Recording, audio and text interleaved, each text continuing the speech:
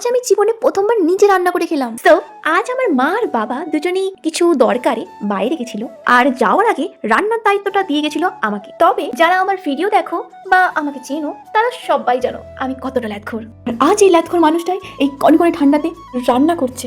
আর ল্যাদখোর মানুষের জীবনে এটা যে কতটা বড় স্ট্রাগল, আই থিঙ্ক যারা ল্যাদখোর আমার মতো তারা ঠিক বুঝতে পারছো। এই ভিডিওটা পোস্ট করার পর আমি জানি আমার চেনা জানা এমন অনেক মানুষ আছে যারা বলবে ঢং দেখে পারি না। তাদের উদ্দেশ্যে বলি, তোমরা যখন ঢং দেখতে পারো না তো তোমরা দেখো না কেন?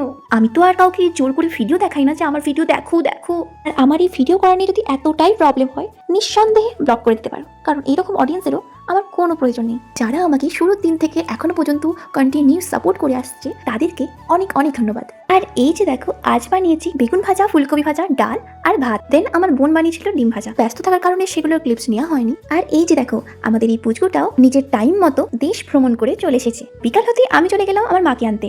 আসলে আমার মা আর বাবা গেছিল ট্রেনে, তবে ওখানে যে ওনাদের কাজ খুব তাড়াতাড়ি মিটে যাওয়ায় তারা খুব তাড়াতাড়ি ব্যাক করছিল। আমাদের এখানকার ট্রেন যেহেতু এই মুহূর্তে ছিল না, তাই তারা বাসে আসছিল। আর আমার বাবার বাইক যেহেতু স্টেশনে রাখা ছিল, তাই বাবা বাইক আনতে চলে গেছিল, আর আমার মা তাই বাসে চলে এসেছিল। আর এই কারণেই আমি মাকে আনতে এসেছিলাম। আর ভাগ্যিস আমি মাকে আনতে এসেছিলাম, না হলে আমি জানতেও পারতাম না স্কুটির মধ্যে কিছু সমস্যা দেখা দিয়েছে। তোমরা কি জানো 11-12 এই স্কুটিটাই ছিল আমার সব থেকে প্রিয় বন্ধু। তখন স্কুল আর টিউশন এই স্কুটিটা নিয়ে যেতাম। এখন যেহেতু বাইরেই থাকি বেশিরভাগ সময়, আর বাড়ি এলেও তেমন ভাবে স্কুটিটা নিয়ে আমার এখন আর বেরোনোও হয় না। আর ওই যে দেখো, তোমাদের সাথে কথা বলতে বলতে আমার মাও চলে এলো। এবার তাহলে মাকে নিয়ে আমি বাড়ি ফিরি। আর আমার ভিডিওগুলো যদি তোমাদের ভালো লেগে থাকে তাহলে অবশ্যই ভালোবাসা আর সাপোর্ট দিয়ে আমার পাশে থেকো।